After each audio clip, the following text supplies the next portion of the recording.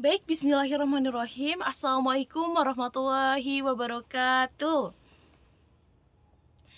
Nah, sebelum kita mulai pembelajaran pada kali ini, Ibu ingin menanyakan kepada anak-anak Ibu terlebih dahulu, bagaimana kabarnya hari ini? Alhamdulillah, luar biasa. Allahu Akbar. Baik, berarti semuanya dalam keadaan sehat walafiat ya. Alhamdulillah. Nah, dan sebelum kita memulai pembelajaran, Ibu ingin bertanya kepada anak-anak Ibu semua.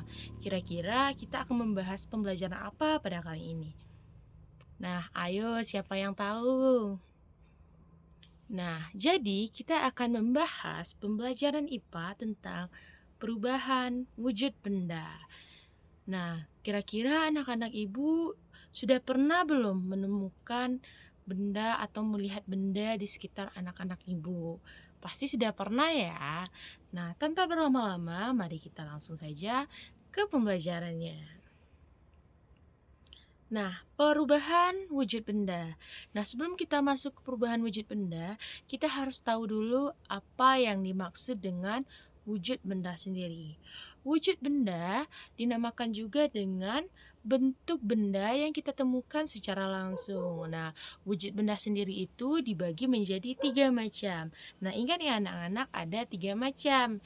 Yang pertama itu adalah wujud benda padat. Yang kedua, wujud benda berupa syair. Dan yang ketiga adalah berbentuk gas.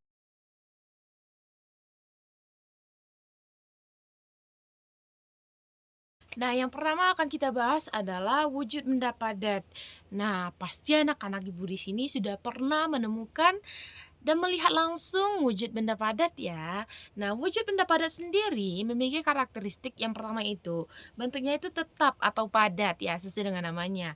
Yang kedua, bentuknya itu tidak berubah-ubah dan tetap pada wujud semulanya. Dan volumenya juga padat dan tidak berubah-ubah ya.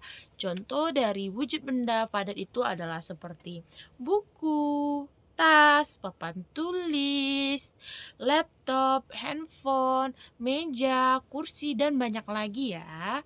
Nah, yang kedua adalah wujud benda cair. Kira-kira anak-anak ibu pernah tidak menemukan wujud benda cair? Pasti juga sudah pernah ya. Nah, karakteristik dari wujud benda cair adalah yang pertama adalah berbentuk cair sesuai dengan namanya ya. Yang kedua, wujud benda cair sendiri mengikuti wadahnya. Dan ketiga, volumenya berbeda-beda. Contohnya itu adalah air sendiri ya, anak-anak ibu. Jadi, air tersebut akan menyesuaikan bentuknya sesuai dengan wadahnya. Contohnya kita letakkan di dalam gelas, pasti bentuknya juga akan menyerupai gelas nantinya atau menyesuaikan dari gelas tersebut. Nah, pembahasan kita yang ketiga adalah wujud benda gas. Nah, sesuai dengan namanya itu adalah yang pertama itu dia jelasnya itu tidak berbentuk atau berbentuk gas. Yang kedua, volumenya tetap tetapi untuk bentuknya itu menyesuaikan wadahnya. Contohnya itu adalah udara, uap, dan gas. Nah, jadi untuk wujud benda mungkin anak-anak ibu sudah mengerti ya.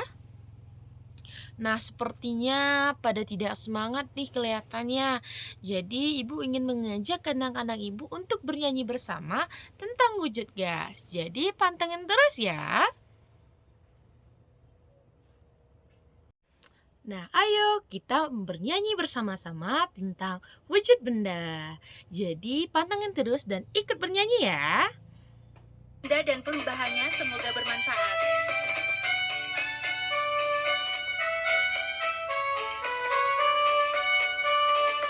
Marilah belajar tentang wujud benda. Wujud benda itu ada 3 macam. Ada yang padat, ada yang cair, dan ada juga yang berbentuk gas. Ada yang padat, ada yang cair, dan ada juga yang berbentuk gas. Yuk nyanyi bersama.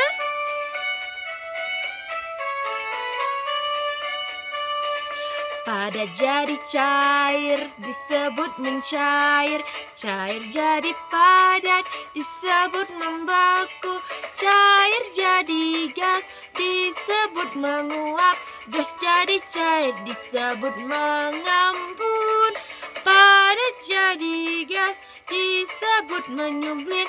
Gas jadi padat, disebut mengkristal.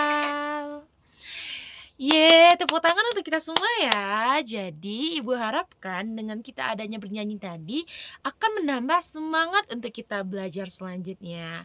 Oke, anak-anak Ibu?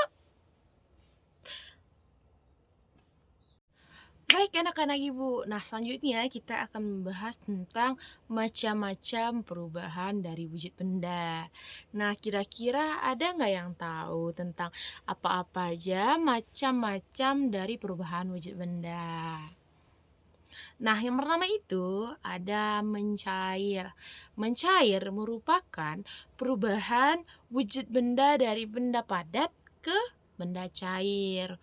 Contohnya adalah es yang mencair, yang awalnya berbentuk padat lalu mencair. Nah, ada juga contohnya itu seperti anak-anak Bu pasti pernah melihat coklat bukan? Kalau coklat itu teksturnya itu adalah padat, pintar sekali. Nah, ketika dilelehkan di kompor, coklat ini akan meleleh dan mencair anak-anak Ibu. Yang kedua adalah membeku. Membeku adalah perubahan wujud benda dari cair menjadi padat, merupakan kebalikan dari mencair tadi anak-anak Ibu. Contohnya itu air yang kita bekukan ataupun coklat tadi yang sudah kita lelehkan itu kita bekukan kembali. Mengerti anak-anak Ibu? Alhamdulillah mengerti ya. Nah, selanjutnya itu ada menguap. Nah, menguap ini adalah perubahan dari benda cair menjadi benda gas. Contohnya itu, pasti anak-anak Ibu pernah melihat mama ataupun orang tua dari anak-anak Ibu itu merebus air, bukan? Pernah, pintar sekali. Nah, ketika air itu direbus, nantinya ada partikel-partikel yang ke atas. Itu disebut dengan menguap. Pintar sekali anak-anak Ibu. Selanjutnya adalah mengembun. Nah, mengembun adalah kebalikan dari menguap, yaitu benda gas atau perubahan dari bentuk benda gas menjadi benda cair. Contohnya itu, nah pasti anak-anak Ibu ketika pagi-pagi pernah melihat embun yang ada di daun-daun atau di tumbuhan. Itu adalah contoh dari pengembunan atau mengembun ya anak-anak Ibu. Pintar sekali. Nah, selanjutnya itu adalah menyublin. Menyublin tersendiri adalah perubahan wujud benda dari benda padat menjadi benda gas. Contohnya itu pasti di lemari anak-anak Ibu pernah menemukan yang namanya itu kapur barus. Nah, pertama itu kapur barus itu adalah bentuk padat ya, tapi lama-kelamaan anak-anak Ibu pasti tidak menemukan di mana keberadaan kapur barus tersebut, tetapi masih bisa mencium bau atau aroma dari kapur barus tersebut. Nah, itu merupakan peristiwa dari menyublin. Selanjutnya adalah peristiwa mengkristal. Kebalikan dari menyublin.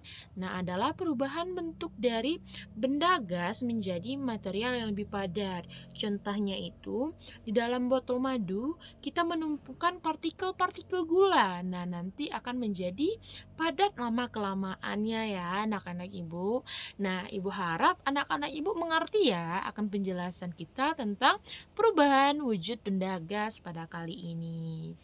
Nah, karena waktu kita sudah habis, maka segini dulu ya konten edukasi kita pada kali ini. Dan jangan lupa like, comment, share, and subscribe ya. Bye-bye, sampai jumpa di pertemuan selanjutnya. Wassalamualaikum warahmatullahi wabarakatuh.